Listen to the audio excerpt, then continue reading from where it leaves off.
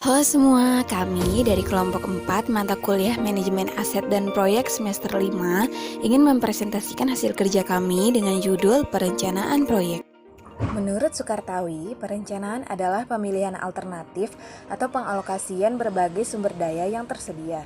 Sedangkan menurut Iman Soeharto, proyek adalah suatu kegiatan yang berlangsung dalam jangka waktu tertentu dengan alokasi sumber daya terbatas dan dimaksudkan untuk melaksanakan suatu tugas yang telah digariskan. Jadi, perencanaan proyek adalah seperangkat aktivitas di mana seseorang atau institusi mendefinisikan suatu keadaan yang ideal, seperti perbaikan dan tujuan, menyusun strategi untuk mencapainya, dan menyusun perangkat untuk menilai pencapaian strategi tersebut. Pentingnya melakukan perencanaan proyek, yang pertama menghilangkan atau mengurangi ketidakpastian, yang kedua memperbaiki efisiensi operasi, yang ketiga mendapatkan pemahaman yang lebih baik tentang tujuan proyek, yang keempat memberikan dasar bagi pekerjaan monitoring dan pengendalian. Di sini ada fungsi perencanaan proyek. Yang pertama, sarana komunikasi bagi semua pihak yang terlibat dalam proyek dalam penyelenggaraan proyek. Yang kedua, dasar pengaturan alokasi sumber daya. Yang ketiga, perencana dan pelaksana melihat ke depan dan menyadari pentingnya unsur waktu. Yang keempat, penganggaran dan tolak ukur fungsi pengendalian. Rencana proyek harus menjawab pertanyaan, kegiatan apa yang akan dilaksanakan, yaitu what, bagaimana melaksanakan, how, siapa yang melaksanakan, who, dan kapan dilaksanakan, when. Adapun tahap perencanaan proyek, yang pertama yaitu menentukan tujuan proyek dan kebutuhannya. Dalam hal ini, perlu ditentukan hasil akhir proyek, waktu, biaya, dan performasi yang ditargetkan. Lalu yang kedua yaitu menguraikan pekerjaan-pekerjaan apa saja yang diperlukan untuk mencapai tujuan proyek. Yang ketiga atau yang terakhir yaitu merancang organisasi proyek untuk menentukan departemen-departemen yang ada serta subkontraktor yang diperlukan dan manajer-manajer yang bertanggung jawab terhadap aktivitas pekerjaan yang ada. Dalam perencanaan proyek memiliki beberapa unsur. Yang pertama yaitu jadwal. Maksudnya penjabaran perencanaan proyek menjadi langkah-langkah kegiatan yang sistematis untuk mencapai sasaran.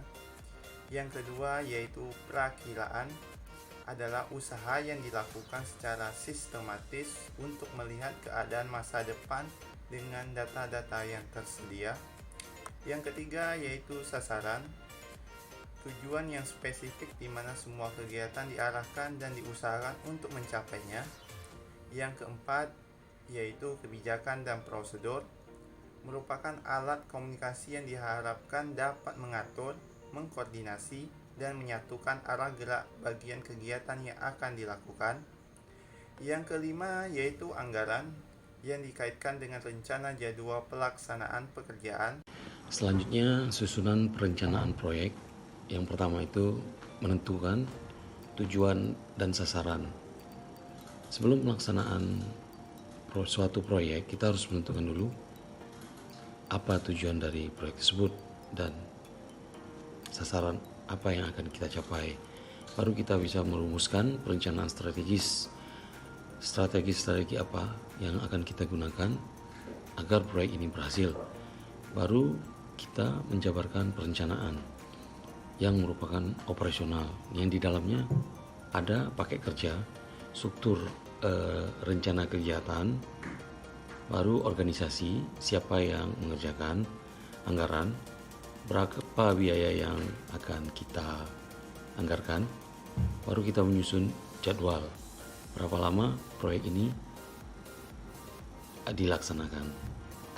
Setelah itu sumber daya, di mana ada tenaga kerja, alat, apa-apa aja yang telah dilaksanakan. Setelah dari yang pertama dan sumber daya tadi telah berjalan dengan baik, baru kita mendapatkan standar mutu ataupun standar mutu yang bagaimana yang ingin kita capai. Salah satu sistema yang berkembang dengan baik dari konsep network planning adalah metode lintasan kritis GPM. Metode ini berkembang pada tahun 1957 pada DuPont de Nemours dan Remington Rand University. Orientasi sistema ini semata-mata tidak terbatas pada waktu, melainkan juga menerapkan sistematika alokasi sumber daya maupun sumber dana. CPM memerlukan dana yang pasti dan merupakan pendekatan yang deterministik. Metode ini merupakan metode yang cocok diterapkan dalam bidang konstruksi, penelitian, dan lain sebagainya. Manfaat dan metode kristis ini memudahkan dalam hal. Yang pertama itu perencanaan, planning, yang kedua penjadwalan, scheduling, yang terakhir pengendalian, controlling.